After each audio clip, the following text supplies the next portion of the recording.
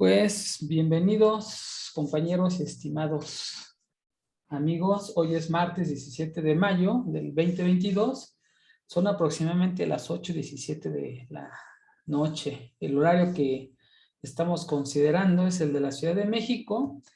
Damos inicio a la sesión número 36 del Ágora, en la cual se discuten y se estudian temas relacionados con la filosofía. Somos un grupo de amigos que nos reunimos para comentar, profundizar y generar contenidos enriquecidos. Voy a aclarar que no somos especialistas en los temas ni académicos, por lo que los puntos de vista son solamente eso, comentarios personales, que sin duda son mejorables. Nuestra guía es el entusiasmo por aprender y damos inicio a los comentarios del contexto histórico de los dos personajes de nuestro interés, Sócrates y Platón. Iniciaremos con una presentación de Arturo, que nos va a hablar del contexto histórico. Va, les comparto.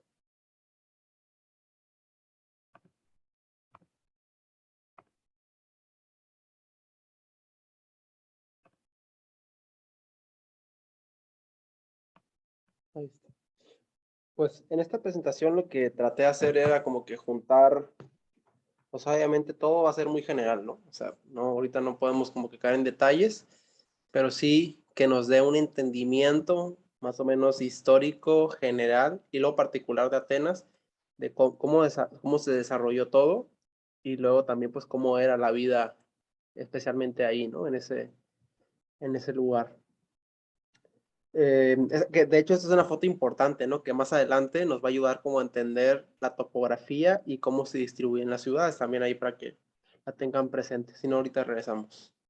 Y luego, bueno, primero iniciamos con una cronología, ¿no? De cómo se estructura esta Grecia antigua. Cuando se habla de la Grecia antigua, pues tiene estas 4 etapas.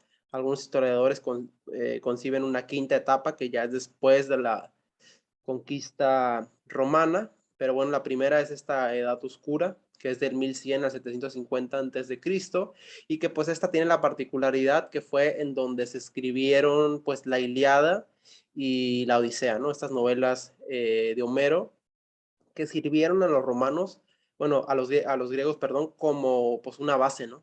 Ya lo hemos visto, ya lo hemos hablado, una base para los principios éticos, morales y costumbres, pero que tampoco no al pie de la letra, ¿no? Porque también estos libros eran es un mundo homérico tal cual, ¿no? Entonces, pero sí era una idealización de lo que los griegos querían ser, ¿no? Ellos aspiraban de cierta manera a ser de esta manera. Bueno, luego está la época arcaica, que del 750 al 500 antes de Cristo, que aquí justo hay un evento importante, esta termina y cambiamos al periodo clásico, que es cuando se termina, digamos, el último tirano, o sea, el último, por así decir, como un dictador, y empieza la democracia, ¿no? Entonces ya justo en este periodo, en el periodo clásico, es el que nos atañe ahorita, ¿no? Que es en donde justo les tocó vivir a Sócrates y a Platón. Y luego el último periodo, que se considera como el periodo helenístico, en donde fue como que la cúspide de su civilización, ¿no? En cuanto a la cultura, las artes, que fue la última colita hasta que ya llegaron los romanos y los conquistaron, ¿no? Entonces también, como les decía, se habla de esta quinta etapa, que es la Grecia romana, ¿no? Que es la transición de los griegos hacia ya cambiar ese modelo diferente que era pues a un imperio, ¿no? Que ahorita vamos a ver por qué se caracterizaba. Entonces, bueno, primero empezamos como con lo general, ¿no? De cómo estaba dividido en ese momento. Me acuerdo que en algún momento, igual con la Odisea, Jorge ahí estuvo haciendo varios análisis de dónde se movían, de dónde eran los viajes, entonces más o menos ya tienes una noción. Pero, bueno, aquí, entonces esta Grecia, como les dije hace rato,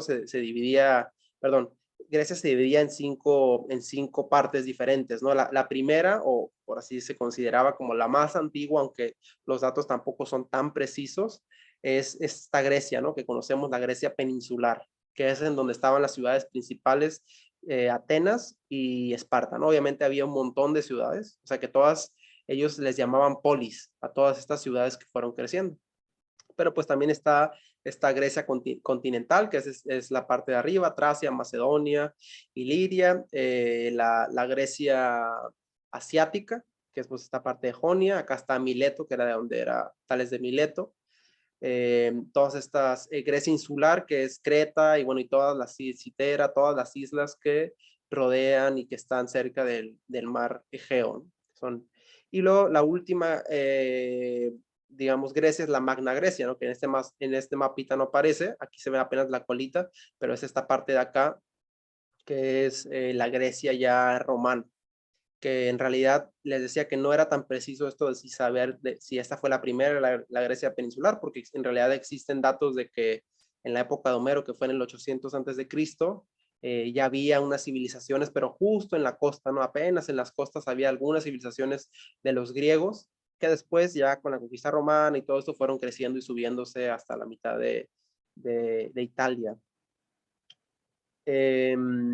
Bueno, entonces ellos, antes, se cuenta que antes de ser como un estado unificado, ellos decían polis, ¿no? O sea, todos eran como ciudades-estado, pero eran pequeñas polis, eran literal, eran tribus, o sea, eran organizaciones tribales de costumbres y todo, pero lo interesante que tenía Grecia, bueno, sí, esta parte era que todos compartían el mismo lenguaje, compartían los mismos dioses, compartían, o sea, tradiciones, cultura, básicamente eran muy similares como su forma de vivir, pero sí tenían particularidades, ¿no? O sea, como que no hay unas cosas, digamos, en los tipos de gobierno que cambiaban, eso lo vamos a ver más adelante, pero sí, cada uno, lo importante es que cada uno mantenía su independencia. No es la idea ahorita de que es un imperio que todos le tienen que rendir como que cuentas a ellos, ¿no? Sino que eran ciudades independientes y después con el tiempo ya se tuvieron que aliar y hacer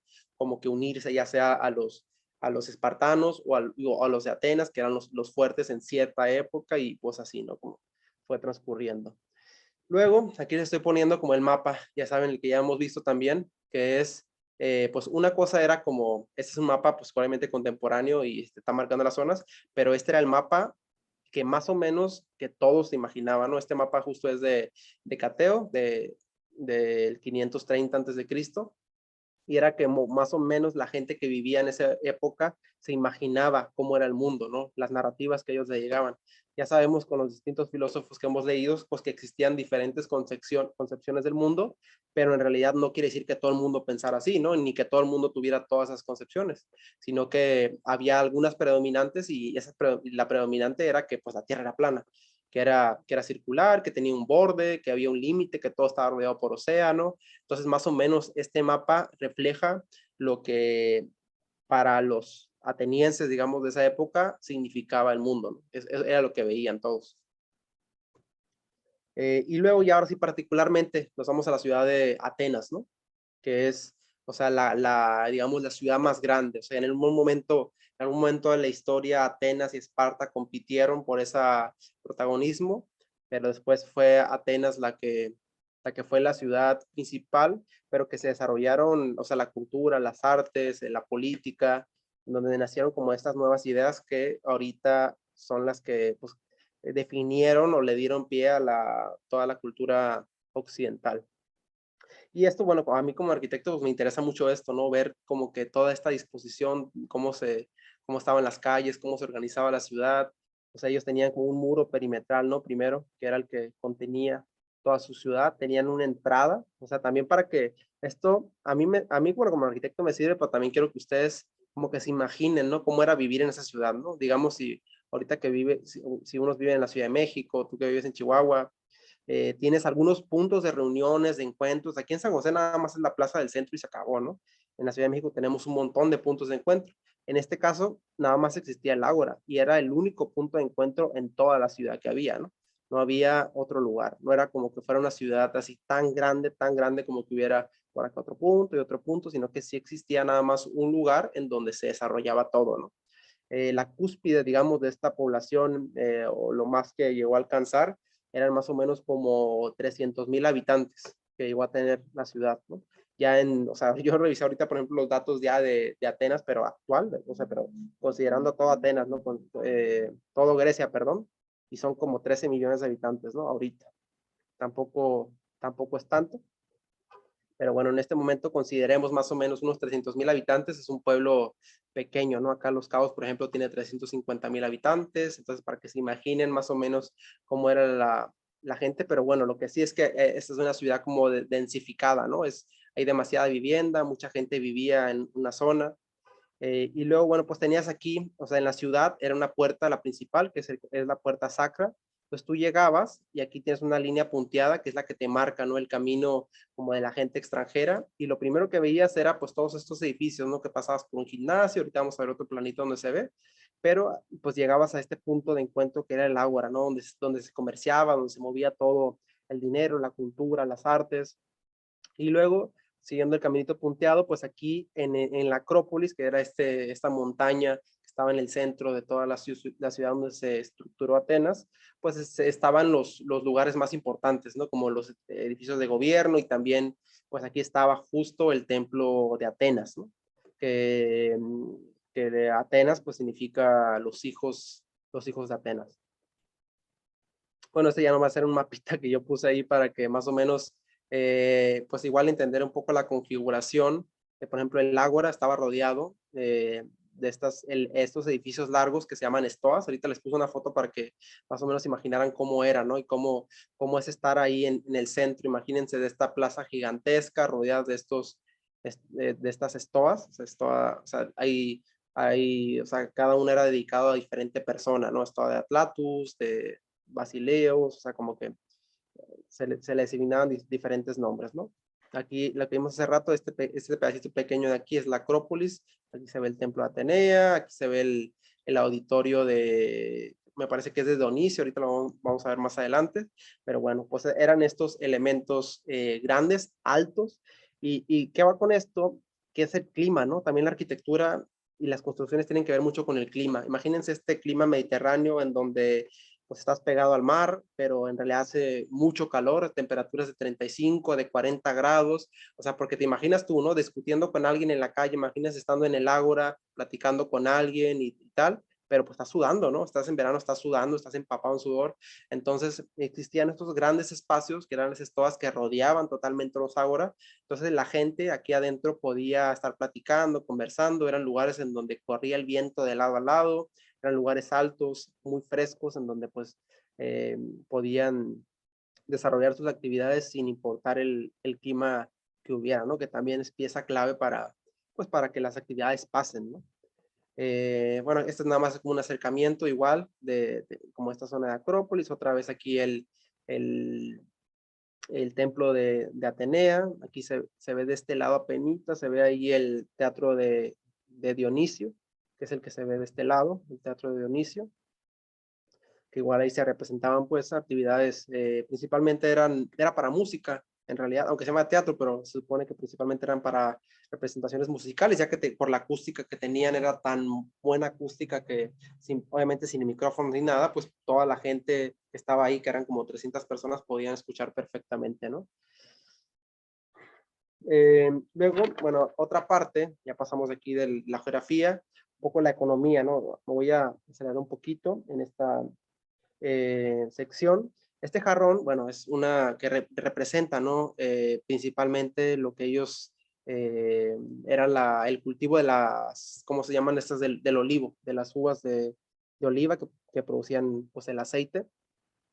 Pero ellos, o sea, su civilización principalmente, o su economía era principalmente marítima, ¿no? De comercio. Ellos eran así como perfectos navegantes, ¿no? Eran los navegantes por excelencia. Pero, pues, con el tiempo, como fue creciendo las ciudades, a como se fueron uniendo las polis, empezaron a necesitar recursos y, pues, se hicieron campesinos. Entonces, pues, ya que sembraban, granos, o sea, de cualquier tipo de granos, legumbres, para los vinos, vid, la verdura, frutas, y pues también ellos, específicamente no sé por qué, pero bueno, eso ahí no me clavé tanto, pero pues como que valoraban mucho la miel, ¿no? Y recuerdo mucho pues textos, ¿te acuerdas en la Odisea? Que siempre se hablaba de la miel, ¿no? O sea, yo no entiendo cómo la comían, si era directo o preguntaban a los alimentos, pero pues le tenían un aprecio a la miel. La moneda de cambio. En la época helénica pues se desarrolló la moneda, pero antes, o sea, digamos cuando Platón y Sócrates vivían, era puro intercambio. En ese momento era intercambio, te cambio 1 kilo de frijoles por un kilo de frutas, ¿no? De algo. Entonces ellos ahí eh, inventaban sus equivalencias y determinaban qué valía cada cosa, ¿no? Ellos pues también fabricaban un montón de, pues trabajaban la metalurgia, artesanías, principalmente hacían mucha cerámica. Era como que lo principal que fabricaban y era porque tenían un fin tanto artístico como también utilitario, ¿no? Digamos así, que eran las vasijas de toda una casa, pero también podría ser una decoración. ¿Cómo se organizaban? Pues ya sabemos que ellos fueron los primeros que iniciaron con esta idea de la democracia, ¿no? Y que justo pues la democracia nació pues en un ágora, ¿no? En un espacio de discusión, en un espacio de pues intercambio de ideas, pero aquí pues entran esas diferentes estructuras dependiendo de cuál era la polis, ¿no? Por ejemplo, siempre en los textos, bueno, que estuve investigando, siempre se compara Atenas con Esparta, porque eran las ciudades más grandes, ¿no? Entonces, sabemos que pues Atenas era una ciudad democrática, aunque su democracia era para algunos, claro, ¿no? O sea, sabemos que, bueno, esa es la parte o sea, sabemos que los esclavos, las mujeres no tenían peso político, no tenían nada, ¿no? Pero solamente los hombres libres y de dinero eran los que tenían su posición. Ahorita también vamos a ver como las clases sociales. Pero, por ejemplo, en Esparta, ellos, a pesar de ser, digamos, ciudades hermanas que compartían cultura, dioses, todo, pues ellos tenían un sistema que era, que nunca lo había escuchado, que se llama diarquía.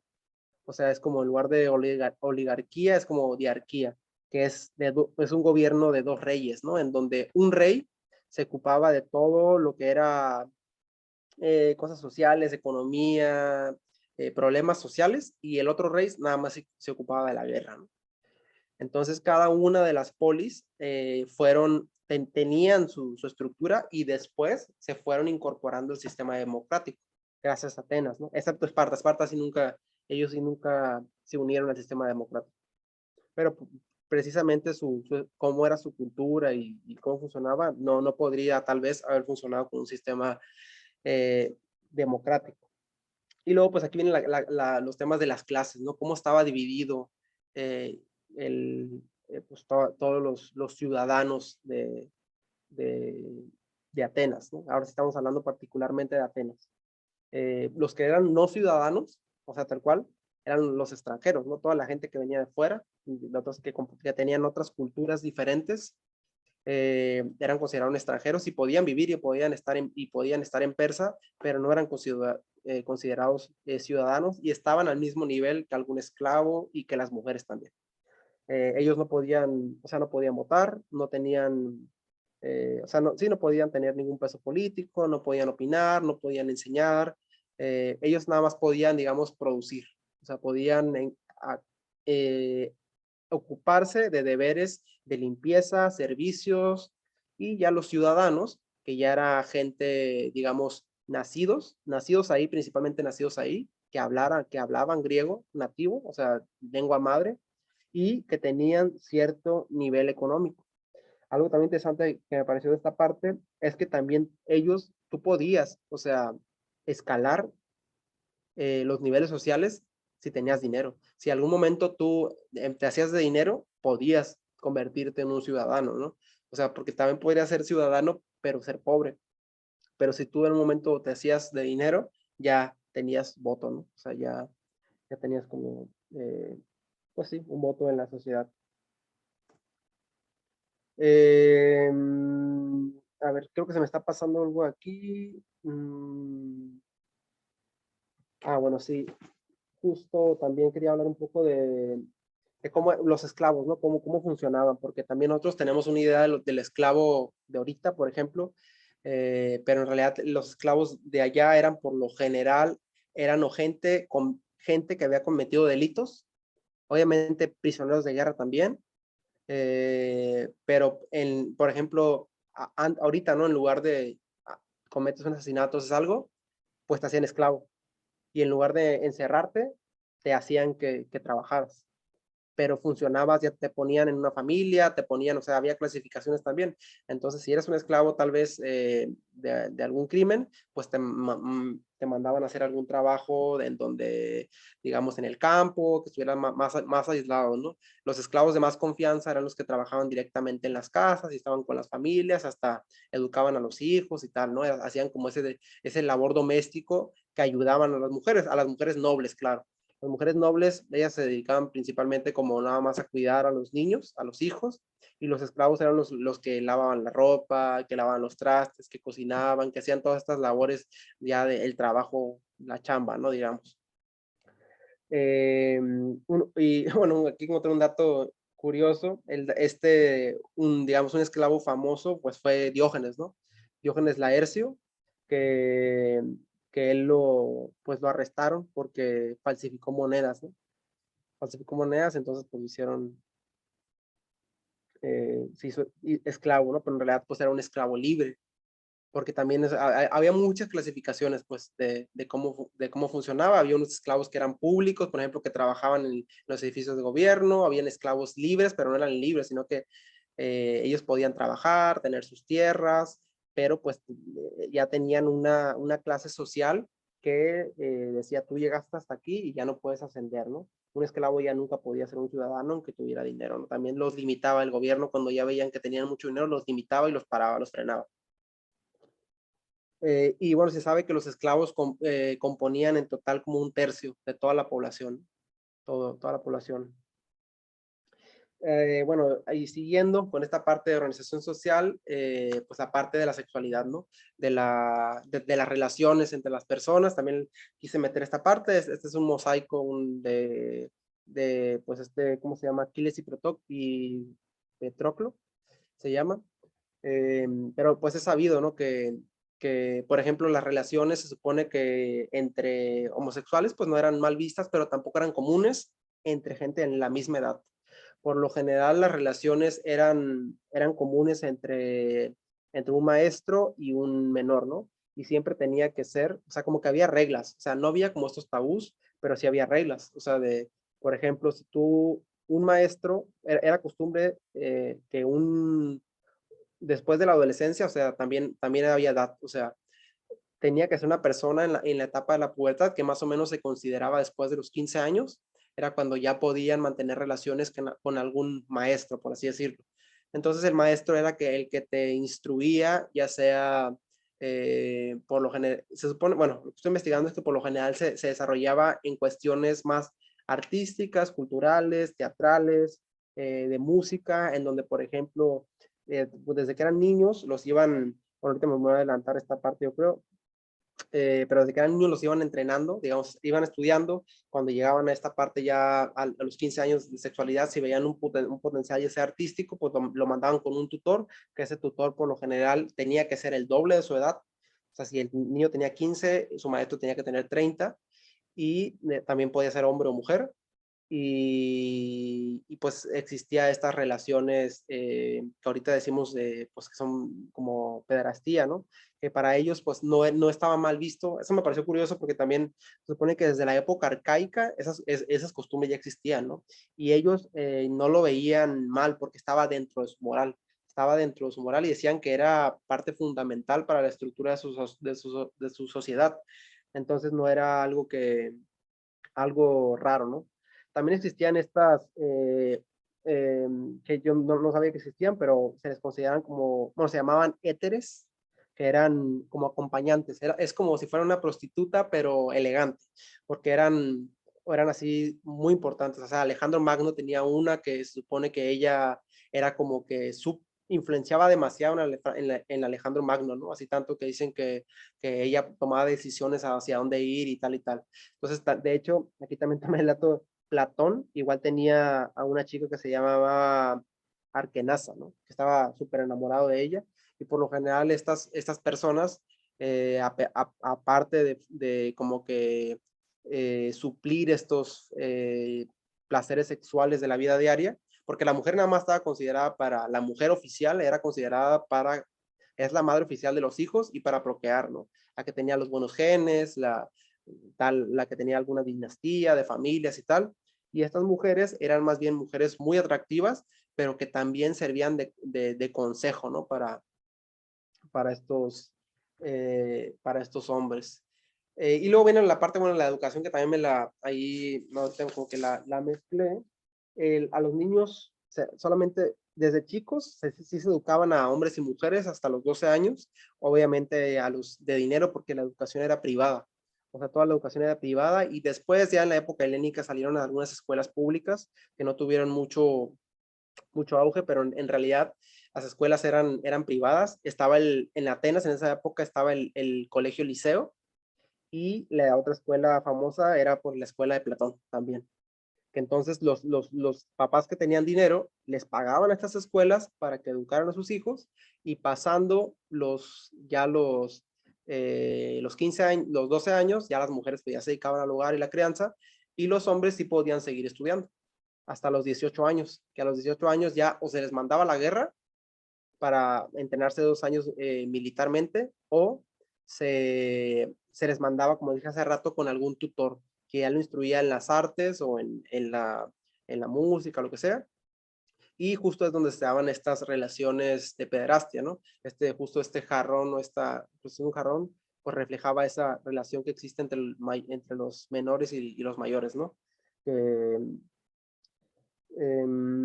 Pues que era alguna práctica totalmente normal. Una cosa que me pareció interesante aquí en la educación es que a ellos no se les educaba para trabajar. Ellos se les educaba para ser buenos ciudadanos. O sea, solamente para eso. O sea, se les educaba para eso y para ser virtuosos, ¿no? Para ellos era súper importante la virtud. O sea, el desarrollarte en algo y perfeccionarlo, pero no con fines económicos ni monetarios, ni que te vas a salir y te vas a hacer realidad y vas a trabajar, no. O sea, acuérdense que también eran familias aristocráticas los únicos que podían educar a sus hijos, ¿no? Entonces, sus hijos, pues, digamos, terminaban la escuela y ya no trabajaban, o sea, no trabajaban, ellos se dedicaban a hacer música, hacer escultura, hacer pintura, se dedicaban a la guerra, se dedicaban a la filosofía, a la literatura, pero pues no era que tuvieran un trabajo de maquilación o algo por el estilo. Y pues con esta parte yo termino la sección del contexto histórico de Grecia.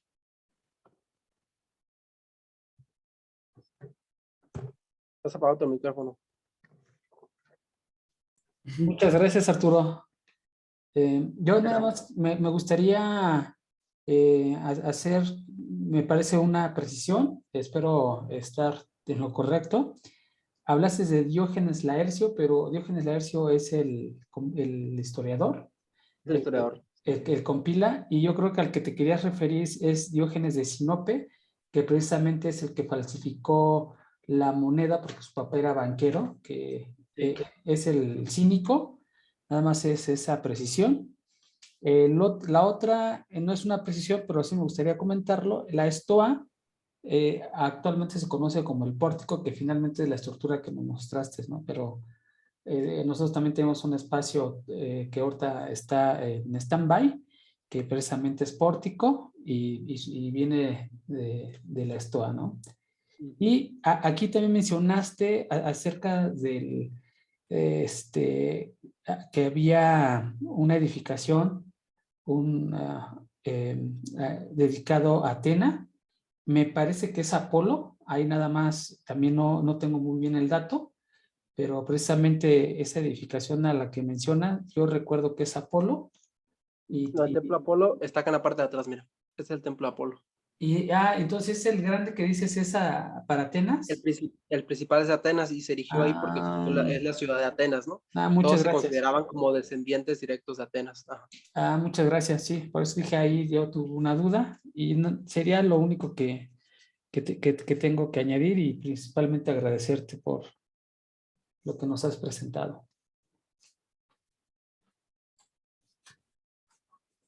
Pues bien. Sí, era el término Siope, el que tú dices. Sí, Sí, era Diógenes de Sinope. Esto es del historiador, sí. Sí, es el historiador. Sí, no pasa nada, digo, a eso estamos, ¿no?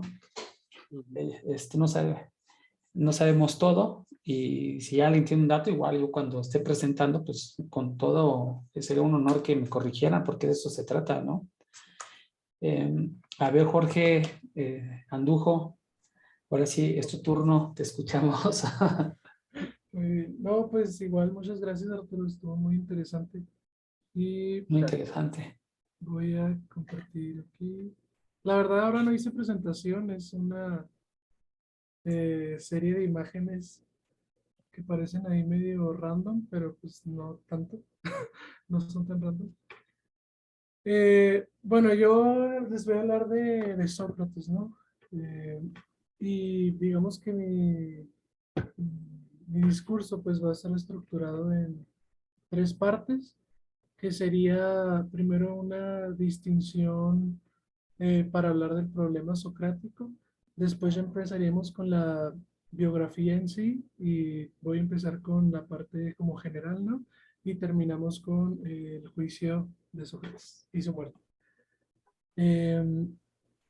Pues bueno, el filósofo Sócrates, pues en realidad sigue siendo, como lo fue en vida, pues un enigma, ¿no?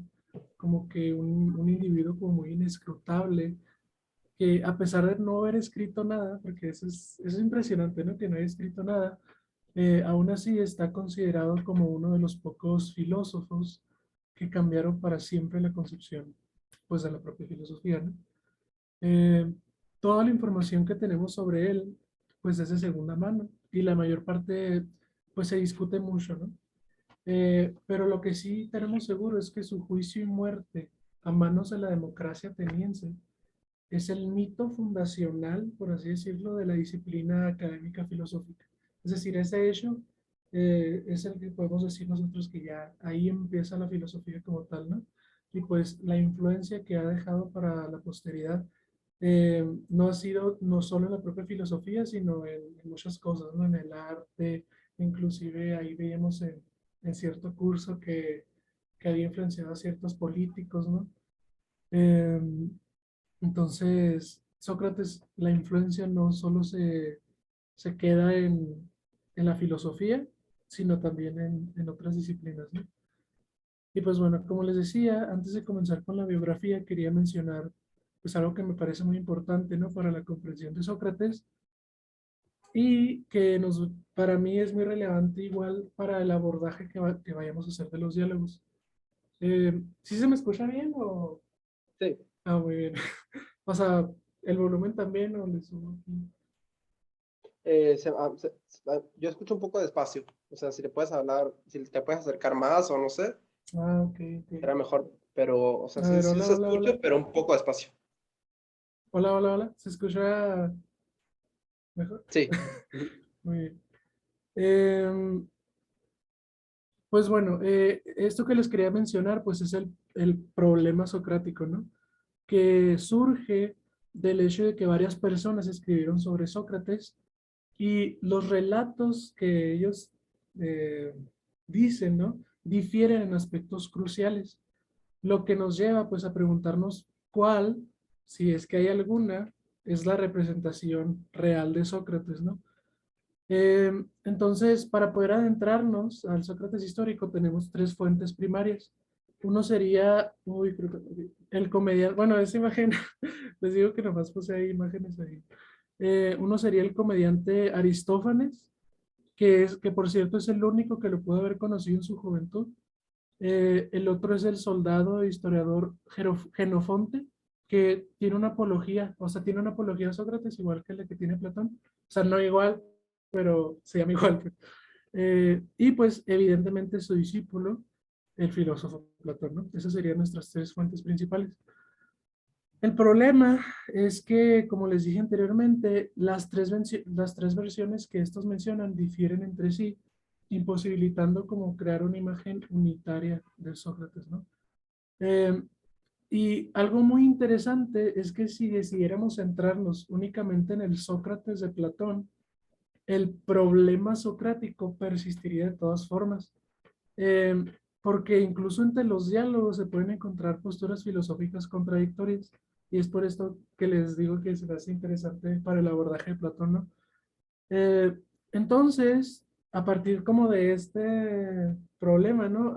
Hubo ciertos intentos de resolverlo que tuvieron su auge en el siglo XX con dos corrientes principalmente. Una corriente es el contextualismo literario y la otra el desarrollismo analítico. Bueno, aquí la verdad es que los nombres de las corrientes están medio raros porque los traducí de algo en inglés, entonces Mm, o sea, están como raros, ¿no? Desarrollismo, o sea, ¿qué es eso? Pero bueno, eh, se las voy a explicar. El contextualismo literario propone a Platón como un artista como de habilidad literaria, acá como muy superior, donde las ambigüedades que les decía entre los sistemas filosóficos son representaciones intencionales de las ambigüedades reales de los temas de la filosofía. Entonces es como que esas ambigüedades son intencionales por Platón, ¿no? Y por eso eh, todo, digamos, los personajes, o sea, todos los elementos y así, se deben abordar desde su contexto literario, por eso se llama así contextualismo literario. Entonces, básicamente la mayoría de los contextualistas como que toman cada diálogo individualmente y consideran así como de, ah, pues vamos a revisar su importancia estética, eh, pero, o sea, no los toman o sea, con conexiones, ¿no? Como el Menón, ¿qué tiene que ver con el Fedón? Sino más bien, ¿qué podemos sacar del Menón y qué podemos sacar del Fedón? Como si fueran de autores diferentes, ¿no? ujú. Entonces, la interpretación de Sócrates que se puede sacar es como que, o sea, ahí sí es como sacarla conectándolos, ¿no? Pero poniendo la atención a cada diálogo. La verdad es que se me hace medio rara, pero así es como la describían, ¿no? Y la otra, que es la que más ha primado, es el desarrollismo analítico, em, que básicamente propone esta cronología que se tiene, ¿no? Como el Platón de la juventud, el Platón medio, ¿no? De transición y el Platón, pues ya de la vejez, ¿no? Entonces, básicamente dicen que en esa cronología, el Platón de la juventud como que estaba más de acuerdo o totalmente de acuerdo con las posturas filosóficas de Sócrates y que por eso como que lo escribió más fielmente, ¿no? Y de ahí es donde podemos extraer al Sócrates histórico. Y ya en la de transición como que ya empezaba a cuestionarse algunas posiciones de Sócrates y en la vejez pues ya era Platón enteramente, ¿no? Eh, bueno, estas dos corrientes interpretativas estuvieron peleadas durante mucho tiempo, pero la conciliación llega con John Cooper, bueno, es irrelevante ahorita el nombre, pero eh, básicamente este señor critica las dos corrientes, pero rescata lo mejor de ambas, ¿no? Y dice que las distinciones entre diálogos del periodo heléntico, o sea, de la juventud, y de transición son una base inadecuada para llevar a alguien a la lectura de estas obras, porque utilizarlas de esa manera es como anunciar por adelantado los resultados de una determinada interpretación. O sea, es como que querer imponer cierta interpretación a los diálogos, cuando en realidad no se conoce objetivamente tal orden, y con ello se corre el riesgo de prejuzgar y pues hacerte como una preconcepción como que parcializada, ¿no? O sea, como sesgada, por así decirlo. Ujú. Entonces lo que nos propone, y esto es a a lo que quería llegar con todo esto, que es mejor relegar las reflexiones sobre la cronología a la posición secundaria que merecen y concentrarse en el contenido literario y filosófico de las obras tomadas por sí mismas y en relación con las demás. Es decir, ni tomar un orden cronológico al estilo de los desarrollistas analíticos, ni tomar los diálogos independientes uno del otro al estilo de los contextualistas literarios. Y pues algo que estaba platicando la otra vez con Jorge y es algo que reflexioné aquí de esto que les acabo de platicar, es que pues sí, pues yo como que entiendo que las figuras de Platón y de Sócrates estarán unidas como por siempre, ¿no? A menos de que saquen una tecnología acá súper chidota y ya podamos distinguirlos, que no creo. Pero o sea, siento que en las dos figuras de ellos, pues como Platón, la forma en la que escribió, van a estar unidas pues para la posteridad, ¿no? Y también debido a que los diálogos de Platón representan como un pilar tan grande en el pensamiento pues en el pensamiento, acerca. eh, Cuando los abordamos, como que los podemos abordar con diferentes objetivos, ¿no? Y aquí el objetivo que yo tendré, esto se lo quería compartir, no será pues ni distinguir a Sócrates de Platón, ni una lectura meramente literaria, ¿no? Ni siquiera como entender el pensamiento de Platón, ¿no? Porque hay algo como una discusión actual en la filosofía, como de la tradición doxográfica, ¿no? Como, como de nomás pensar a la filosofía como una serie de autores que proponen cosas, en vez de centrarte en las ideas meramente, ¿no? Entonces, mi intención no va a ser centrarme como en el pensamiento de Platón, sino más bien lo que, según yo, Jorge y yo estamos de acuerdo, no sé, Arturo, ¿qué opinas? Es como intentar rescatar y profundizar en las ideas que se encuentran plasmadas ahí, ¿no? Y despojarnos de los anacronismos que tenemos, ¿no? Como de, este día es metafísica, este día es ética, este es epistemológico, para poder acercarnos como una lectura más, como más cruda, ¿no? Por así decirlo, y ya empezar a construir nuestros pensamientos desde ahí. Pero bueno, no sé si tú, Arturo, ¿qué opinas? Aquí te pregunto para hacer ahí una, un meet time para pasar a la biografía.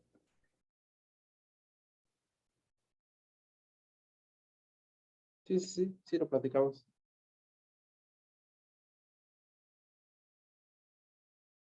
¿Vas a continuar? O... No, o sea, si quieres, te preguntaba, o sea, ¿tú qué opinas? O sea, ¿cuál es tu objetivo con leer a Platón? O... Sí, claro, o sea, a mí me interesan las ideas, o sea, principalmente las ideas, o sea, discutir, sí, tal cual, o sea, los conceptos, las ideas, eso es lo que me interesa. Ujú. Ya, ya, ya. Sí, porque la otra vez pues platicaba ahí con Jorge eso, ¿no? O sea, por ejemplo, pues, según, bueno, lo que decíamos, ¿no? Es que Platón pues no estaba pensando así como, ahora voy a hacer ética, entonces ya voy a escribir todo esto sobre ética, o ahora Ujú. voy a hacer metafísica. Entonces, a lo mejor, bueno, yo personalmente pienso que eso puede imposibilitar como una comprensión más acertada, ¿no? Como tener estos anacronismos que te, no sé, como que te nublan ahí como si Platón hubiera dicho, no, pues vamos a dejar toda esta filosofía, no sé, sí, como que sí se entiende la idea, ¿no? Sí, sí, o sea, yo creo que igual, o sea, no, mm, pues yo no, a lo mejor no pienso, no busco un pensamiento tan sistemático, así como empezar a catalogar y ver y clasificar y todo, sino es que es tal cual, o sea, desde alguna lectura que vamos a hacer, es volver a o sea, ya existen un montón de interpretaciones de lo que es, ¿no? Y seguramente las veré nada más para, pero pues la ideal es leer un texto, ¿no? Iniciamos con Protágoras y ver qué puedo rescatar yo de ahí, discutir esas ideas, veré seguramente otras opiniones, pero pues serán unas opiniones que ya llegan a un consenso y tal, Sí, pero sí, o sea, lo ideal para mí es como, pues justo que ese trabajo de investigación, de lectura nos ayude a, pues a formular esas ideas primeras, ¿no? O sea, a repensarlas y pues a ver, como es yo lo veo de cierta manera como un reto, ¿no? De volver a cuestionarte esas cosas, ya con como cada uno, cómo piensas, cómo pensamos cada quien y pues ver qué es lo que sale, ¿no? muy Qué es bien. lo que nos arroja. Ujú. Es que bueno que todos tengamos el mismo objetivo para ver qué sale, ¿no? Bueno, entonces la segunda parte pues sería el nacimiento y la vida temprana de Sócrates, ¿no? Sí, no sé si como que me salté unas. Ok, sí. Ok, sí, está bien. Sócrates pues nació en Atenas en el año 469 a.C. Es hijo de Sofronisco, espero que sí es el nombre, un escultor, y de Fenareta, una partera. Su familia pues no era pobre, pero pues tampoco era rica, ¿no? Y Sócrates pues no podía afirmar que fuera de origen noble como Platón, ¿no? Creció en el distrito político de Alopecia y al cumplir los 18 años comenzó a cumplir los deberes políticos típicos exigidos a los varones atenienses. ya nos mencionaba Arturo, ¿no? Estas sí incluían pues el servicio militar obligatorio y la pertenencia a la asamblea, que sería el órgano de gobierno responsable de determinar la estrategia militar y la legislación. Y aquí entra lo relacionado con la diapositiva, que en una cultura que adoraba la belleza masculina, Sócrates tuvo la desgracia de nacer increíblemente feo. Muchas de nuestras fuentes antiguas atestiguan su aspecto físico como, pues, feo, ¿no? Y Platón hace referencia a él en más de una ocasión. Primeramente, Sócrates era exoftálmico, o sea, que tenía los ojos sobresalientes de la cabeza y no estaban rectos, sino como hacia los lados, ¿no? Tenía la nariz respingona, lo que le hacía parecerse un cerdo, y muchas fuentes lo representan con una barriga. Sócrates no ayudaba mucho a su aspecto porque solía llevar la misma capa y las mismas sandalias tanto de día como de noche. El Simposio de Platón nos ofrece uno de los pocos relatos sobre el cuidado de su aspecto. Y pues bueno, por ejemplo, aquí en la derecha vemos como esta representación de Sócrates como más, sí, o sea, como la más común, ¿no?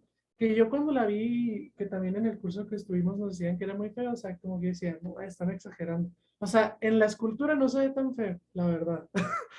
Pero ya que busqué que hay un pintor que se llama Hans, quién sabe qué, después les paso el nombre, que lo representó así como más fiel, supuestamente, que sería el de la izquierda, y dije, ah, caray, no, pues bueno, sí, ya veo pues, a qué se refería, ¿no? Entonces, esta parte de la izquierda es como la representación más fiel de la fealdad supuesta de Sócrates, física, porque mental, pues, o sea, era un señorón, pero pues sí, ¿no? De joven, Sócrates recibió una educación apropiada para una persona de su posición.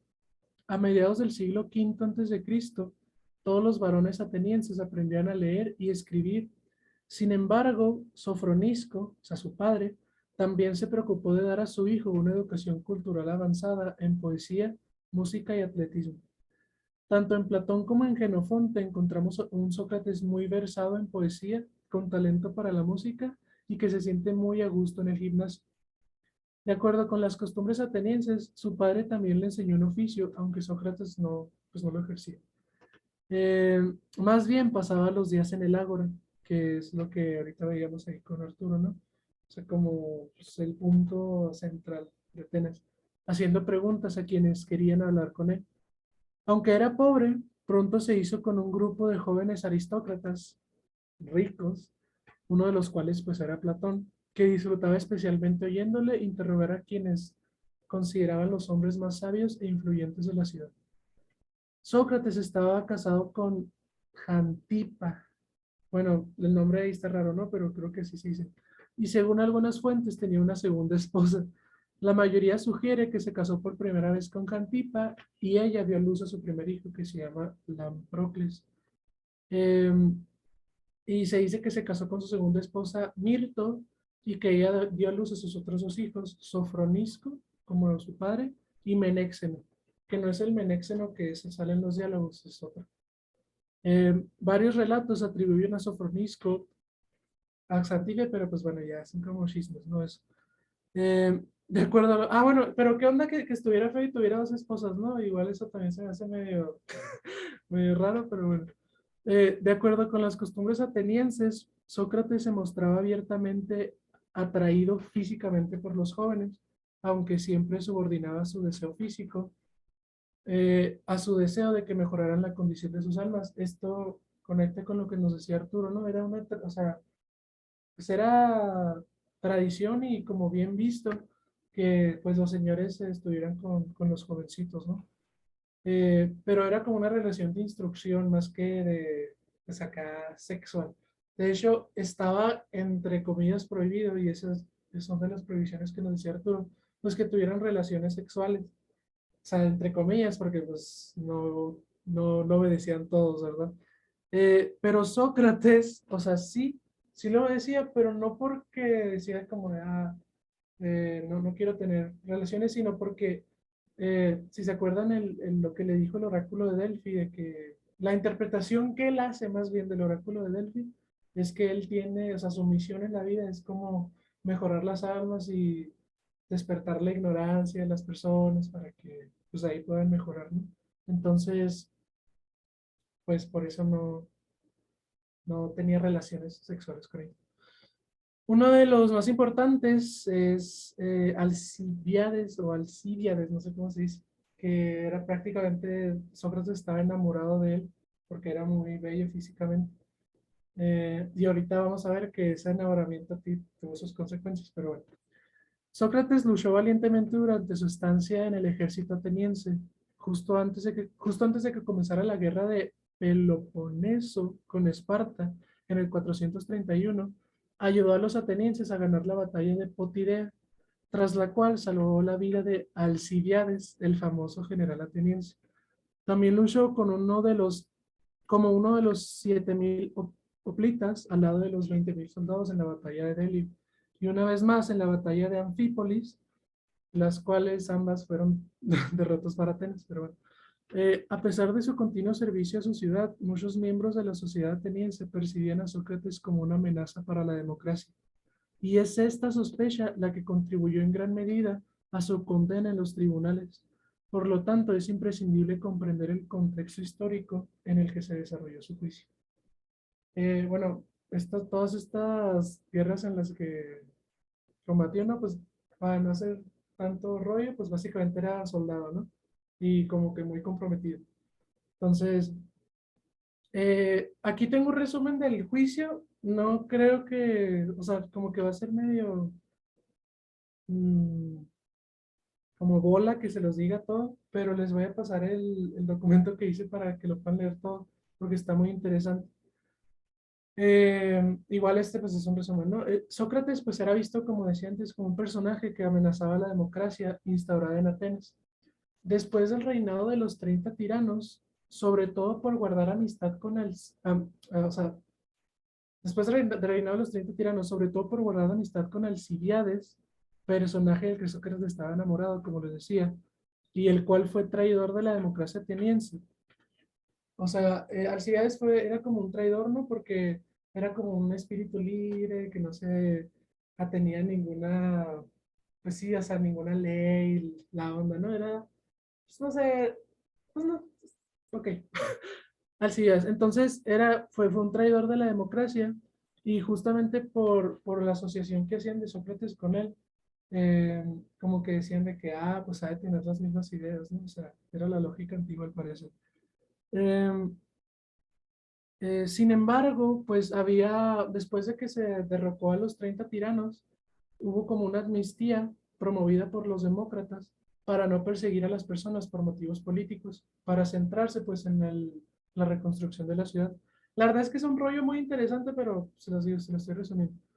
Eh, entonces, Anito y sus compañeros acusadores, Melito y Licón, no pudieron presentar una demanda contra Sócrates por motivos políticos, por esta amnistía. En su lugar, optaron por motivos religiosos. Y para entender el porqué del enjuiciamiento y la muerte de Sócrates, hay que entender que en Atenas no existían los límites y la separación entre lo religioso y lo profano que encontramos en muchos países hoy en día. Un delito religioso era una ofensa no solo contra los dioses, sino también contra la propia ciudad. O sea, estaba como muy unido eso. Entonces, pues, Sócrates pues era un crítico de las deidades al estilo de Genófanes o Heráclito, ¿no? Si se acuerdan de que Genófanes decía de que, de hecho aquí lo tengo citado, a los dioses achacaron Homero y Hesiodo todo aquello que entre los hombres es motivo de vergüenza y de reproche, robar, adulterar y engañarse unos a otros. Entonces decía como, por ejemplo, Sócrates creía que la divinidad era veraz, benevolente y que actuaba con la razón suprema, al contrario de estos dioses, ¿no? Que eran como medio lujuriosos y la onda, ¿no? Entonces, por esa crítica era como que ya veían a Sócrates como, este señor es medio impío. Además, pues Sócrates mencionaba la existencia de un daimonium, ¿no? Que es como una suerte de voz divina interna, la cual le ordenaba hacer ciertas cosas, ¿no? Y es debido a estos antecedentes que Sócrates fue enjuiciado bajo la siguiente acusación, que lo cito de Diógenes Laercio, el historiador, no, que dice, Sócrates comete un delito al no reconocer a los dioses que la ciudad reconoce y además al introducir nuevas divinidades y también cometió un delito al corromper a la juventud. Bajo esta acusación fue condenado y pues murió en el 399 a.C. a la edad de 70 años. Y pues eso sería todo sobre la biografía de Sócrates. Pero como les dije, les voy a mandar el documento completo porque, o sea, sí, sí está muy interesante. Bueno, a mí yo estaba bien emocionado leyéndolo. A lo mejor ustedes dicen, ah, qué bueno. Pero sí está chido. Ah, no, que todas estas diapositivas.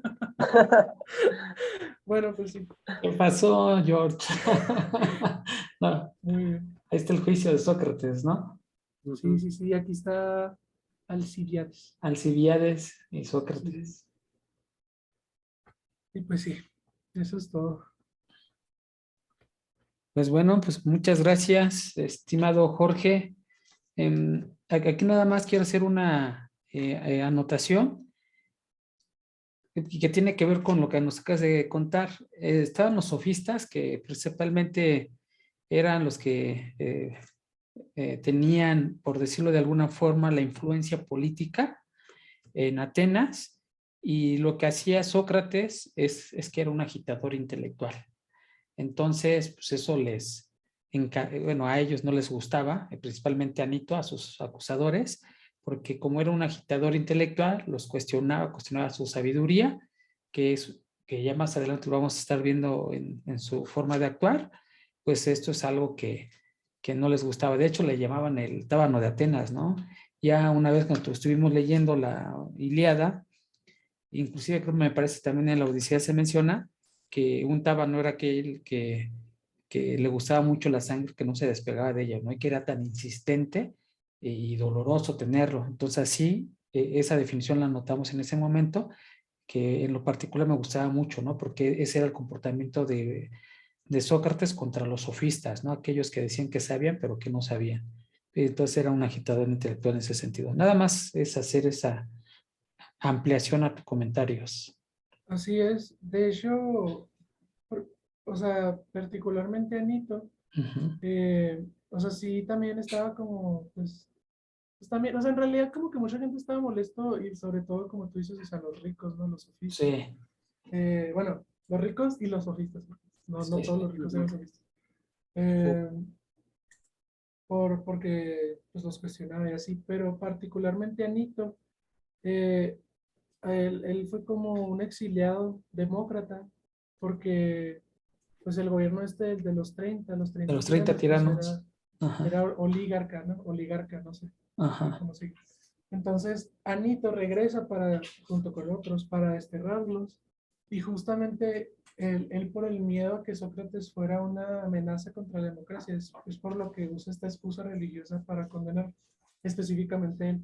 A lo mejor ya Melito y Licón, si ya eran más como de, nos cuestiona mucho y acá. Pero Anita específicamente, él sí era un político pues miedosón, y por eso Ujú. lo quiso desterrar. Pero ahí en el documento como que viene más explicado, o sea, como más a detalle y todo. Y también les paso las fuentes de donde lo saqué por si los quieren revisar. Sí, sí. Muy bien. Bueno, voy al baño rápido antes de que inicies, Jorge. Ok, hago una pequeña pausa acá. Bueno, pues yo voy a compartirles precisamente, me dicen si se ve la presentación. Sí. Sí. Voy a compartirles al personaje histórico de Platón. Voy a advertir que no voy a tocar sus ideas porque justamente es lo que vamos a leer, y en sus momentos estaremos haciendo un análisis más profundo sobre ellas. Vamos a empezar con el personaje histórico. Y bueno, esta línea de tiempo lo dice todo. Si yo tuviese una excelente memoria, prácticamente con esta podría hacer toda mi explicación o los comentarios, pero bueno, no la tengo, entonces hice más diapositivas para poderme acordar. Pero traté de capturar los sucesos más importantes y que de alguna u otra forma influyeron en mi pensamiento de Platón. Obviamente estamos hablando del personaje histórico y queremos ver su contexto. Ya había mencionado por una parte la guerra del Peloponeso, Arturo, y seguido también la mencionó Jorge. pues aquí empieza del 431 al 404. Fíjense que desde dónde va durando hasta qué año, que justamente es cuando se instaura el gobierno. Bueno, en la guerra de Peloponeso, ahí, ahorita voy a mostrar un mapita donde está Atenas y donde está el Peloponeso. Que estos cuates instalan un gobierno oligárquico, que también lo han mencionado, llamado los 30 tiranos. Entonces, este periodo es muy importante y ahorita vamos a ver por qué. Aquí nos está diciendo el nacimiento, esta parte de aquí, nos está diciendo el nacimiento de Platón, 228 al 227. Por acá hay una muerte de Pericles, que es bien importante, la voy a anotar así, más a rato volveré a ello. Hay una peste que se desata en el 430, se vuelve a desatar en el 429 a.C. y otra vez en el 426 al 425 a.C. Esta peste fue muy importante porque mató a 1/3 de la población de Atenas. Ajá, entonces veamos cómo está ese contexto, ¿no? Después viene aquí el que más o menos a los 20 años conoce a Sócrates en el 407. Y justamente después de que se instaura, un año después de que se instaura el gobierno de los 30 tiranos, entran, los derrocan, instauran justamente lo que acaba de decir, los demócratas, esta instauración lo hace Pericles de alguna u otra forma. Ahorita vamos a ver por qué lo digo así, ¿no? Aunque se murió antes, pero vamos a ver ahorita un árbol genealógico. Entonces ya viene la muerte de Sócrates, otro punto muy importante, y a partir de aquí hace un viaje, una serie de viajes, Platón, que aquí los muestro. Los más importantes es el de Egipto, el primer viaje a Sicilia, después a Egina, y después vuelve a ir a Sicilia y finalmente regresa a Atenas para instaurar la academia, y nuevamente hace un tercer viaje a Sicilia. Ahí los tengo más adelante, y finalmente muere Platón. Bueno, esta es como la línea del tiempo con los sucesos, según yo y otras fuentes que son importantes. Me baso, o sea, todo esto no es mío, simplemente agarré datos que me parecieron importantes y los fui pintando. Ahora, de aquí, no se sabe muy bien cuándo nació Platón. Algunos dicen que el 429, otros dicen que más seguro es en el 28 o 27 antes de Cristo. Y bueno, murió en el 347, aunque otros dicen que en el 348. Tentativamente fue un personaje que murió a los 80 años, octogenario, por cierto. Y bueno, también su nacimiento, creo que no había registros de los nacimientos, dicen que era de Atenas, de Cólito o de Egina.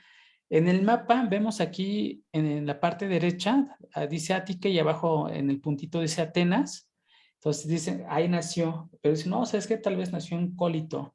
Cólito, si nosotros vemos esta ampliación del mapa, también aquí tenemos la palabra Atenas, y en la parte inferior ahí dice Cólito. Ajá. Entonces, esta que está acá, a ver si se alcanza a ver, está cerca de los dos rosas, dice Cólito y es el número 2. Entonces, ahí muy cerca de Atenas también nació. Y Egina, que fue uno de los lugares a donde viajó. Aquí está Egina. Aquí lo que menciona un historiador fue que sus padres los mandaron al padre de Platón, lo mandaron a Egina a instaurar un gobierno, los expulsaron y tuvo que regresar a Atenas. Entonces, por eso tardó muy poquito tiempo, por eso se dice que es de Atenas, pero bueno, son los tres lugares. También yo al final paso la biografía. Esto precisamente lo saco de Diógenes Laercio, que a la vez hace mención a tres historiadores. Ahora, la niñez y su juventud la pasó en Atenas, eso sí es algo muy seguro. En el 431 estalló la guerra del Peloponeso y duró hasta 404. Vean, esta parte de acá es el Peloponeso. Entonces, fíjense cómo peleaban, ¿no? Entonces, o si ibas por barco, cruzabas el Golfo, o te dabas vuelta por el Ática y hasta Corinto. Esos son datos bien importantes de estratégicos de guerra que no vamos a topar aquí, pero es necesario comentarlos. Hice un árbol genealógico esta genealogía que presento aquí la hice de forma horizontal. Vertical no me pareció tan interesante, se me hizo más fácil aquí. Y en la primera línea, donde dice Poseidón, hay un argumento o una historia mítica donde precisamente a Platón, bueno, quiero decir antes que el verdadero nombre de Platón o de nacimiento fue Aristócles, y ya un personaje que vamos a ver más adelante, que tiene el mismo nombre que su papá, lo llamó Platón. Entonces, aquí Aristócles o Platón se le atribuye una línea ascendente hasta llegar a Poseidón. Entonces, supuestamente Poseidón tiene ahí alguna influencia, por lo menos desde el punto de vista mítico. Su padre es Aristón, aquí lo tenemos, le puse padre, su madre es Perictione, acá la tenemos.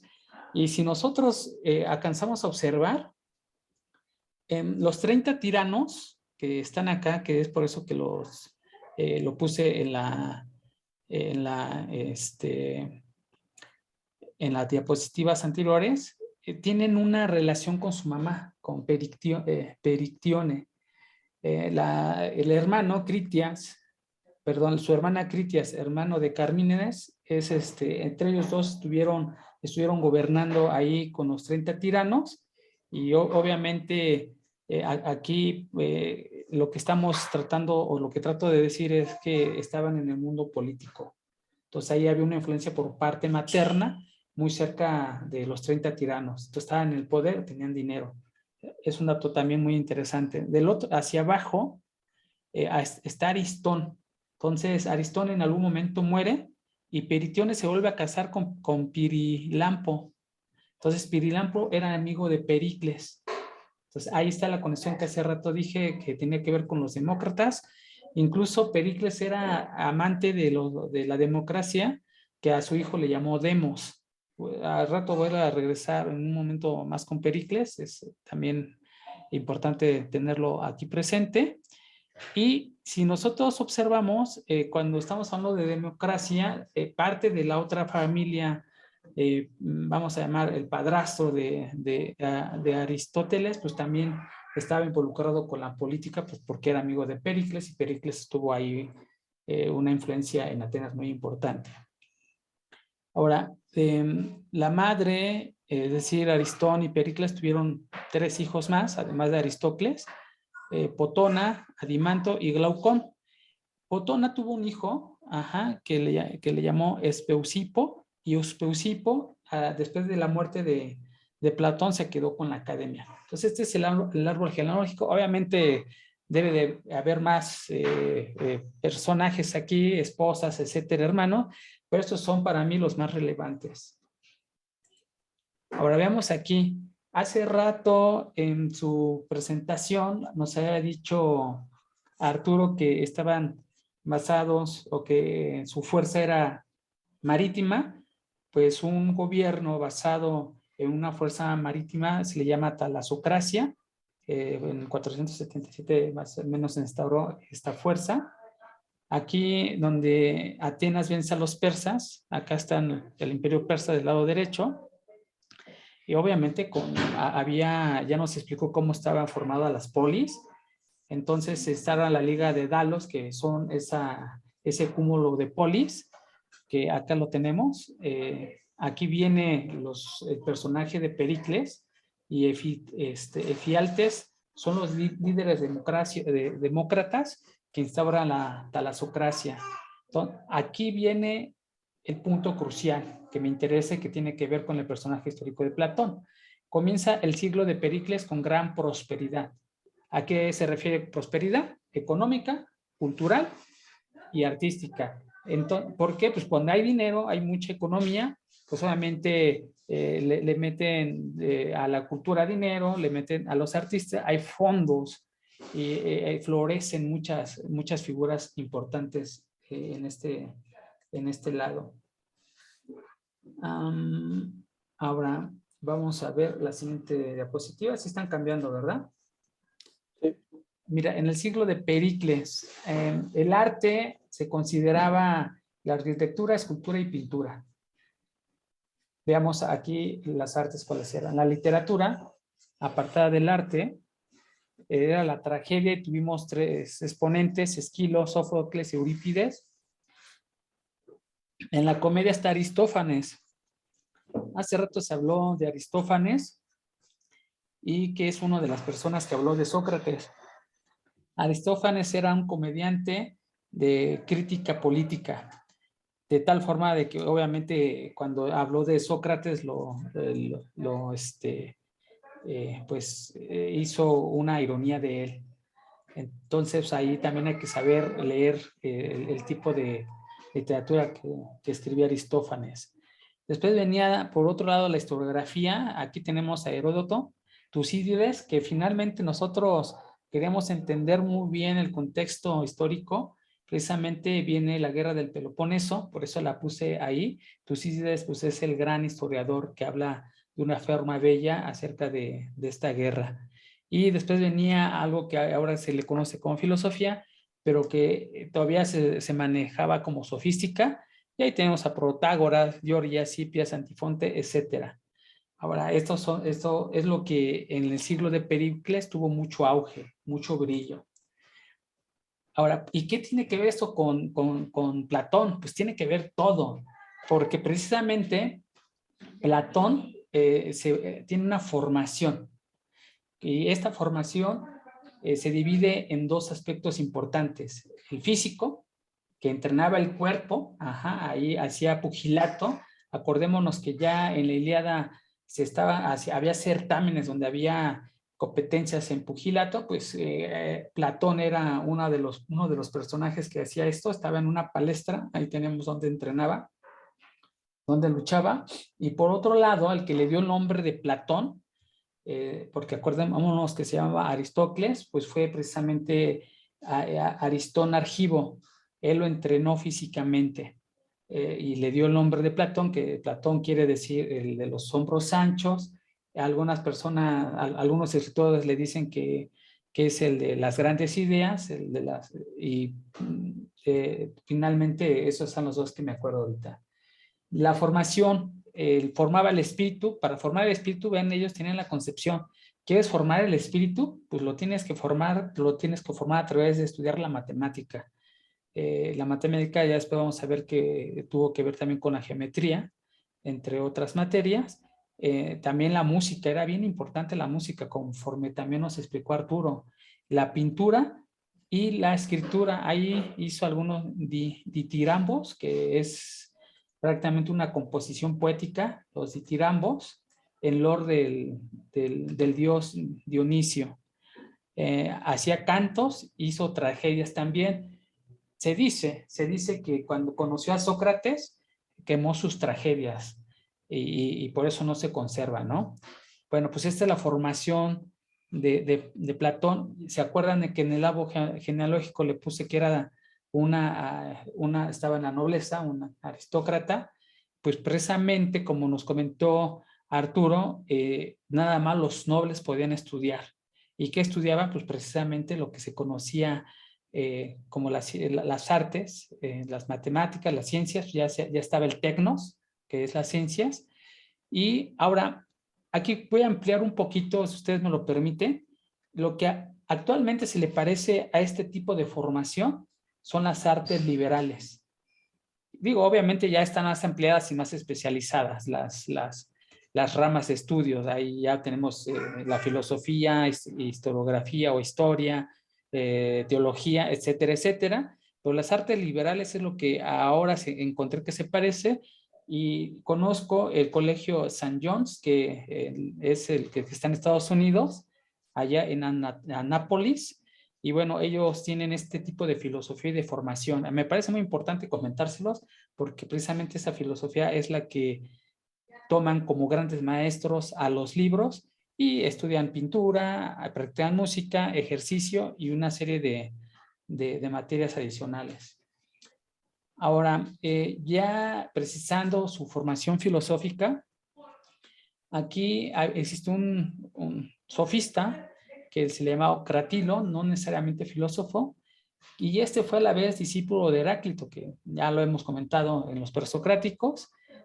Se dice que dentro de sus conocimientos entró y analizó el poema de Empédocles, las doctrinas de Anaxágoras, y finalmente el dato que menciona que era muy importante, ahorita les voy a decir, que a los 20 años conoce o trabó relación filosófica con Sócrates.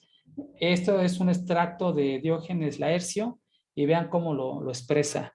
Se dice que Sócrates vio en sueños que tenía un cisne de poca edad en sus rodillas, que al unto desarrollaba sus alas y echaba a volar, cantando dulcemente. Y al día siguiente, o a los días siguientes, se encontró a Platón. Y dijo que él era el ave, y desde entonces, cuando tenía ya 20 años, fue discípulo de Sócrates. Ahora, este encuentro es bien importante porque el área de formación, voy a regresar a la línea de tiempo, la formación que tuvo estos 20 años hasta que conoció a Sócrates, aquí le presioné, entonces este tiempo que tuvo Platón lo utilizó para formarse, y en la carta número 7 de sus escritos, no la he leído, pero hay un extracto y un estudioso hace referencia de ello, menciona que las aspiraciones de Platón eran estar en el mundo de la política. Esas eran sus aspiraciones. Hasta los 20 años es lo que aspiraba Platón. Tuvo una formación básica, perdón, lo vuelvo a recapitular, tuvo una formación básica en las áreas que ya comenté, hasta los 20 años aproximadamente, y si ustedes ven, de los 403 hasta las muertes de Platón, más o menos son 7, 8 años. Ahí hay que ver cómo, en qué meses, pero son entre 7 y 8 años. Entonces, en ese momento, según, aquí es una deducción personal, empieza a tener esas aspiraciones que menciona en la carta 7 de Platón, de ser político. Pero precisamente cuando matan a Sócrates, es cuando a él se le acaba el ensueño de ser político y se dedica a la filosofía. Entonces, ese es algo que yo estoy infiriendo. Voy a ver si en algún momento la tesis que estoy sugiriendo se mantiene o se acaba, ¿no? Pero ese es el dato que les quise dar a conocer. Ahora, hace unos viajes, aquí los empiezo a mencionar, obviamente después de la muerte de Sócrates. El primer lugar que viajó fue a Megara y conoció a Euclides. Euclides, acordémonos que escribió un grandísimo libro que los elementos de Euclides, que hoy los tenemos, donde empieza con una gran definición, ¿no? Que un punto es aquello que no tiene partes. Pues ese tipo de pensamientos lógicos son los que aprendió de Euclides. Después se pasó a Cirene y tomó nuevamente clases con el matemático Teodoro. Ahí le enseñó geometría, según recuerdo. También estuvo con pitagóricos, ahí en Italia un rato con los pitagóricos. No tenemos ahí todavía los conocimientos suficientes para ver qué es lo que aprendió de ellos, pero estuvo un rato. Viajó, se dice, porque eso todavía no se les consta precisamente, que viajó a Egipto para aprender de los adivinos. Y acordémonos que los adivinos no eran los adivinos que ahora conocemos, que en la fantasía ponen una esfera de cristal y que con esa esfera ya adivinan el futuro, ¿no? Los adivinos tenían la facultad de hacer interpretaciones. Entonces era el interés de cómo interpretaban los sueños, de cómo interpretaban ciertos momentos, ciertas situaciones, el pasar una águila. Acuérdense que cuando estábamos en la Ilíada, de pronto pasaba un águila cuando estaban en batallas y decían, es una señal de Zeus. Entonces era el adivino, los sabios, por ejemplo, Néstor, en aquellos entonces tenía como que esa interpretación. Entonces, ese fue su interés de Platón de viajar a Egipto, según lo que entendí. Y aquí hace su primer viaje a Siracusa, que Siracusa ahorita se conoce como Sicilia. Conoció a un político llamado Arquitas y pues prácticamente lo introdujo a la vida política de Sicilia. Y aquí se sintió atraído por Dion, que Dion era hermana de Aristómaca, mujer de Dionisio I. Dionisio I pues obviamente era el regente de Siracusa. Ahí entre algunas pláticas tuvieron problemas entre Dionisio Y Platón, entonces, lo que hace Dionisio, o lo que dicen que hace Dionisio primero, que lo vendió como esclavo. O sea, no disputaron, no llegaron a ningún acuerdo con su poder, lo vendió como esclavo. Y uno de sus amigos, aunque no sabe quién, o si fue amigo o conocido o algo así, lo vio en Egina, el lugar que ya les había presentado desde que había nacido, y lo compró para liberarlo. Eso es lo que le pasó en su primer viaje a Sicilia. Regresando de Sicilia, lo primero que hace es fundar la academia. Aquí la academia la ubica al lado del gimnasio, de un gimnasio y unos jardines dedicados al héroe Academos, de ahí el nombre de academia.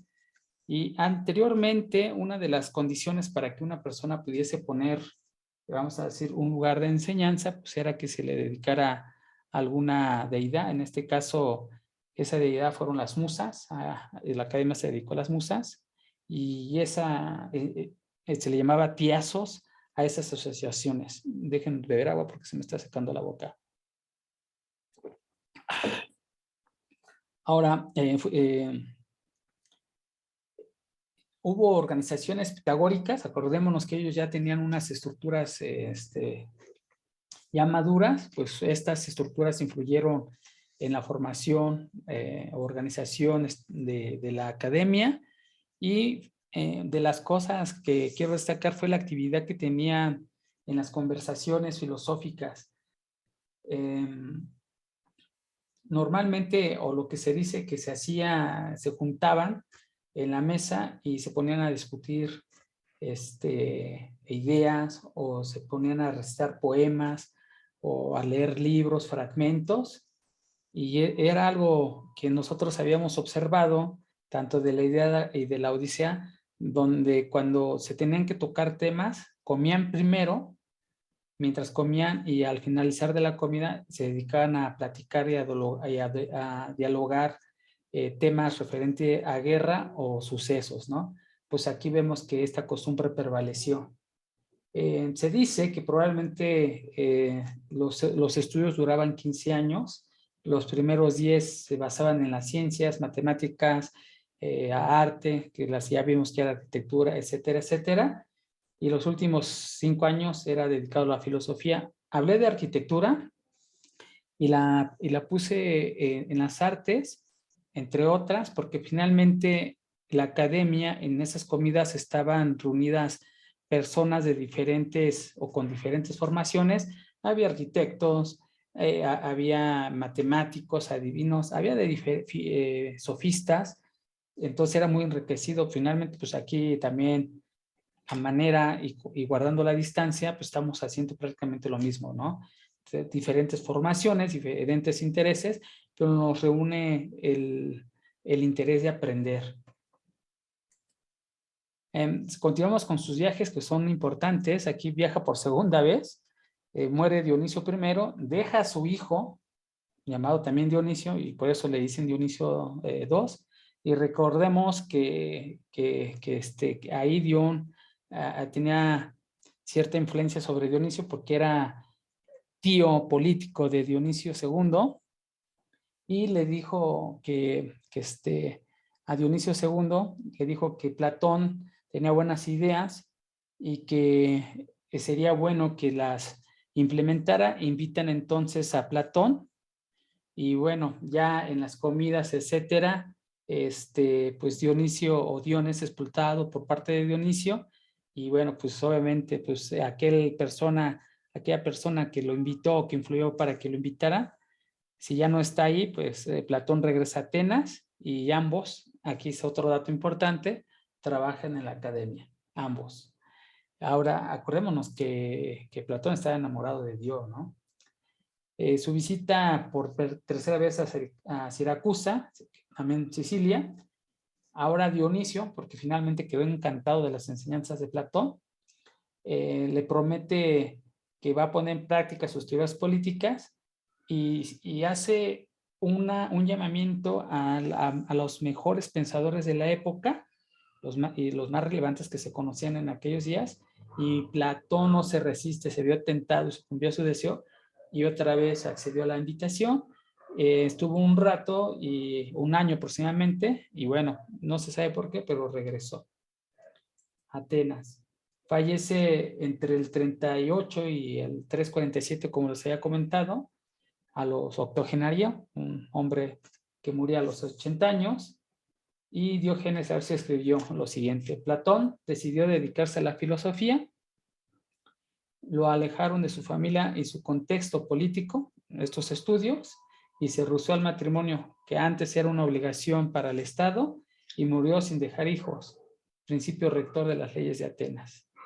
Pues este es Platón, nos dejó una vasta obra que ya los había comentado Jorge Andujo, que sus diálogos se conocen como los socráticos, que aquellos donde retratan precisamente el pensamiento de Sócrates, los de transición, que ya hay una separación, una combinación de los pensamientos de Platón, y los de madurez, que aunque prácticamente todas sus obras, salvo me parece un par de ellas, excluye a Sócrates, sus ideas hablan a través de Sócrates, ¿no?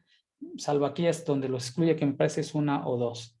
Y bueno, el orden que nosotros vamos a seguir es el de un personaje, un estudioso que se llama William Altman, que sugiere, por decirlo de alguna forma, un acercamiento a esta primera lectura de forma pedagógica, es la palabra que voy a utilizar, y este va a ser el orden y sus obras que vamos a leer.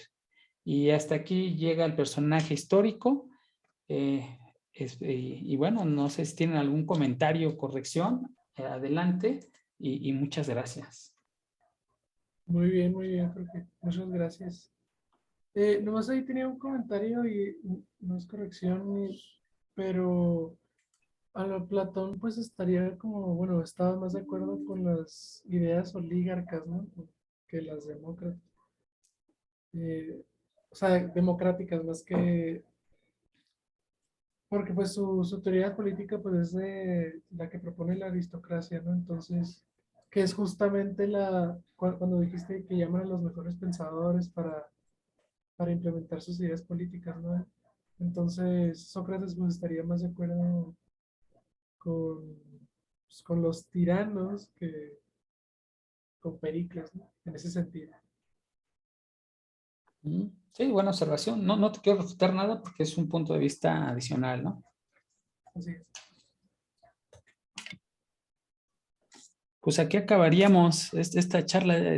Creo que ya hasta casi nos excedimos.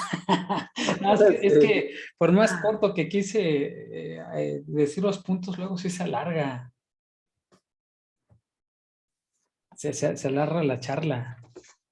No, sí. Sí, está difícil. Yo también según le ibas a dar a 15 minutos y al final no lo logré. No, Pero yo pues, sí. espero haberme tardado los 15, no vi cuánto, pero sí.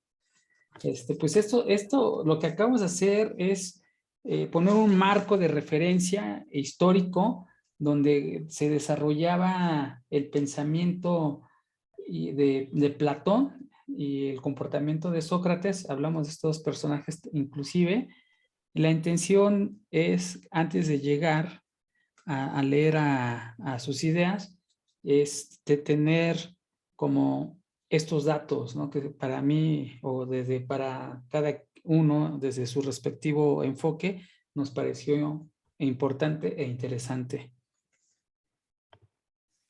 No sé si quieren Sí. añadir algo más. No, a mí sí me pareció como que es interesante, ¿no? La vida, o sea, como que los viajes que hizo y todo esto, como que, o sea, eso no me acordaba.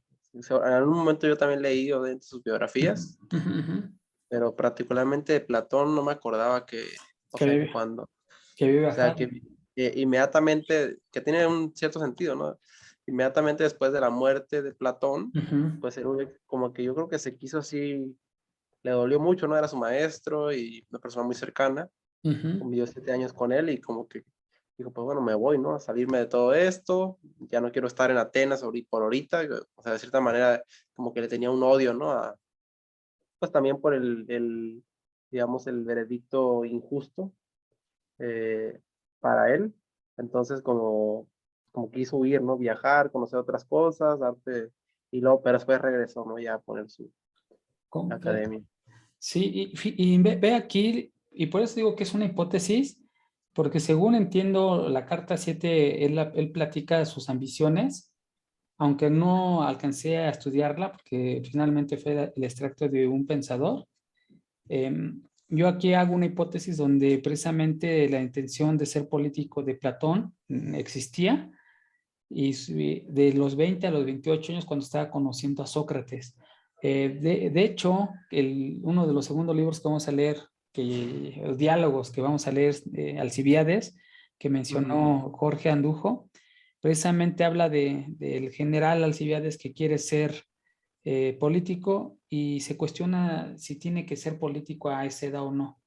Entonces, mi hipótesis es que precisamente Platón, en la edad entre los 20 y 28 años, tenía esa misma inquietud de ser político, y precisamente cuando se muere o matan a Sócrates, pues es un golpe duro, ¿no? Y a partir de ahí empieza a desarrollar su inclinación hacia la filosofía. Entonces, pero es bien importante, primero su formación básica, que es la que vimos en artes, en lo que ahorita se parece a las artes liberales, música, pintura, literatura, y después ya viene una formación más orientada a lo político, y después da un giro a la filosofía. Esa es ahorita la hipótesis de entre los 20 y 28 años, que es justamente cuando convivió con Platón, que su intención era precisamente política, y en Alcibiades se retrata a esa forma, ¿no? Precisamente de Sócrates hablando con Alcibiades, de por qué quiere ser político y si está en condiciones de ser político a esa edad. Es una hipótesis que vamos a ver si se sostiene, ¿no? Por eso la declaro ahorita, ya en su momento te diría, no, pues estaba mal, o diría, ¿sabes qué? Sí, la sospecha iba bien encaminada. Sí, por ejemplo, yo estaba pensando hace rato bueno, pues si, pues digamos, Atenas en ese momento tampoco era una ciudad tan grande, ¿no? Sí era grande, o sea, también sí era grande, pero no era tan grande, y si había un punto de reunión, y si Sócrates todo el tiempo estaba molestando a la gente ahí en el aula, ¿por qué no lo conoció antes también, no? Pero bueno, tiene que ver que justo él se dedicaba, o sea, a otras actividades, ¿no? Se dedicaba pues más bien a estudiar o hacer ejercicio, y pues también por su familia pues estaba más enfocado como a otras cosas, ¿no? A lo mejor sí lo vio, pero nunca lo escuchó, no le prestó atención, lo que sea. Fue hasta un momento ya más de madurez, a los 20 años, después regresando de su entrenamiento militar, porque son de los 18 a los 20 entrenaban para el servicio militar. Es cuando ya a lo mejor tuvo ahí un acercamiento más fuerte con la vida, o sea, de que ya con la guerra o lo que le haya tocado hacer, cuando ya decide más prestarle atención a otro tipo de cosas, ¿no? Sí, son datos. Sí, esa parte también es muy interesante. Voy a compartir la presentación a lo mejor y hacemos una sola. Sí, sería interesante, ¿no? Una completa, una unida. Sí. Porque precisamente ese dato que acaba de decir que los 18 o los 20 era su servicio militar. Es un dato que conviene poner en la línea de tiempo que escribí. Sí, pero también estuvo interesante cómo sí fueron coincidiendo ahí varias cositas. Igual con lo que decían Dujo, ahí sí vi varias ahí similitudes en los datos que sí coincidían, ¿no? Sí, Con las claro. edades y todo. Pues ahorita, bueno, yo me tengo que ya casi ir, pero no sé cómo nos hacemos para organizarnos para la próxima. Yo ya tengo el diálogo, no me acordaba que yo tengo un libro, que tengo varios libros aquí de Platón, y lo estuve revisando y ya vi que yo sí tengo el texto. Ajá, yo también. En un libro, justo. Entonces, no sé si vamos a acordar como algún número de páginas o el texto completo, cómo va a ser para la próxima. O quieren como que lo pensemos. No sé si tú tienes pensado algo. Pues fíjate que, o sea, principalmente lo que mencionó Jorge Andujo, no está dividido así como por temas, el enfoque que le queremos dar, y yo diría que en un principio lo hagamos por número de páginas. Según entiendo, algunos de las personas que recomiendan leer a Platón dicen que hay que leerlo lento, muy lento. Podemos dividir Protágoras en 2 sesiones para ver si es así de lento o más lento, ¿no? Sí. O sea, entonces tomamos el número de páginas total de Protágoras, lo dividimos entre 2 y la primera parte la comentamos en la siguiente sesión y la segunda en la siguiente semana, posterior a la primera sesión, Recuerdo que obviamente. la otra vez que revisé, sí estaba medio larguito, ¿no? Sí, o lo dividimos en 3, digo, si así lo decidimos. A ver. Bueno, por lo menos en mi versión, Ajá. 245. Bueno, no son tantos. Al 305. O sea, ¿cuántas son? 50 páginas, ¿no? Lo podemos dividir en 3, en tres sesiones. ¿Cómo ves, Jorge? Pues como quieran, o sea, yo diría que pues en 2 primero, ¿no? Y luego ya sí vemos para los siguientes ya los que necesitamos más. ¿Sí? Sí, yo creo que está bien también. Sí, puede ser así son 50 páginas. Bueno, según mi versión. Protágoras o los sofistas, ¿no? Ah, sí, sí. Exacto, Protágoras. Así es. Sí, Pero estoy digo, así. el texto se llama así, ¿no? Protágoras o los sofistas, también se le conoce como así. Los sofistas, exacto. Ujú, ok.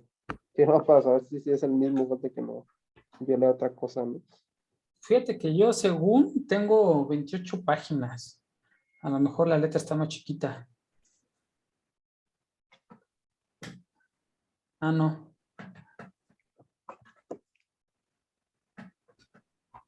66 páginas, corrijo. Sí, podemos dividirla en Ah, 2. sí, yo creo que está bien en 2. En 2 y ya vemos qué tal. Si así de rápido lo hacemos o a esa velocidad, ¿no? Y si la disminuimos o la aumentamos. Y luego, ¿cómo vamos a saber hasta dónde vamos a llegar? Porque cada quien tiene su edición diferente. O sea, es que yo diría que, bueno, pero es que no sé si está muy complicado el método, A ver, pero Porque aparte podríamos ni siquiera hay darle, como un ajá, diálogo pues que es te... que ah, habría que darle como una primera lectura y luego identificar cuáles son las ideas principales o algo así, ¿no? No sé, es que sí se me hace, porque también si le dividimos en 2 y en un determinado número como que se va a cortar, puede cortarse en una parte que no, está como medio rara, ¿no? Sí. oye, pero híjoles, no sé si una semana me sea suficiente para leerlo. Y más que todo, leerlo, estudiarlo, ¿no? O podemos dejarlo, nos vemos dentro de 2 semanas, que también podemos hacer eso y lo leemos todo. O como dice Jorge, podemos hacer una primera sesión de ideas generales y después, y después volver a retomar algunas ideas, que no son tantas, Entonces, ajá, como ustedes digan. Podríamos probar eso que dices así de 2 semanas, lo leemos completo, ya estudiado, y vemos cómo jala. O sea, ahí nos vamos a dar cuenta. Porque, por Sí, ejemplo, estoy viendo que las primeras páginas, es así como que 2 páginas en donde hay una conversación, y después de ahí a Sócrates se lanza hablando todo, todo, sí, todo, todo, todo, todo, y hasta que termina. sí. sí, sí, sí. No, que la edición que tengo también tiene muchas notas, por eso digo que si quiero lo dejamos para 2 semanas, nos reunimos en 2 semanas y y así sí, sí me gustaría. ¿Cómo ves, Jorge? Sí, sí, sí, o sea, me parece mejor porque Para no perder las sí, ideas, ¿no? Porque sí, aparte, o sea, no son tantas páginas, pero digo, es Platón. sí, sí, sí. Pues así, cerrado. Nos vemos dentro de 15 días. Ok. Ya todo leído, ¿no? Todo el diálogo. Digo, prácticamente lo mismo, ¿no? Estamos haciendo las anotaciones y, eh, Ujú. y ya nos reunimos con ellas. Ajá. Sí, así lo Sí, hacemos. Y vemos, bueno, obviamente este va a ser el de partida y vemos si nos funciona así. A lo Ujú. mejor cada sí, 15 días en vez de cada semana. Sí, exacto. igual si vemos que se nos extiende la sesión así como, uy, no, pues hice muchas ideas, pues podríamos ahí cambiar el método, ¿no? O sea, Sí, sí, sí, este es el Ah, primero. Lo sí. dejamos, es el primero. Ya, así lo hacemos. A ver qué tal. Sí, sí, exacto. Si vemos, yo creo que podemos ir chateando ahí, si vemos que de repente si hay una partida, digamos que podemos definir una idea a otra, pues digamos ahí, mira, en la primera sesión vamos a ver hasta esta idea y luego ya en la otra partimos pues, para que no sean sesiones tampoco tan largas, ¿no? Ujú, sí, sí, sí. Sí, también. Sí, digo, o Podría ser. sea, en 2 semanas nos reunimos la primera sesión y ahí vamos viendo si necesitamos una sesión o dos para comentarlo. Ujú. Ajá, muy bien. totalmente de acuerdo. Pues Bueno, pues, va. pues muchas gracias. A ver, espero que alguien haya llegado hasta aquí. Adrián, sé que nos dijiste que ibas a entrar en la siguiente, pero espero que nos hayas escuchado hasta este momento. Bueno, pues muchas gracias, Arturo, Jorge. Nos estamos viendo Gracias, Joel. la próxima sesión dentro de 15 días.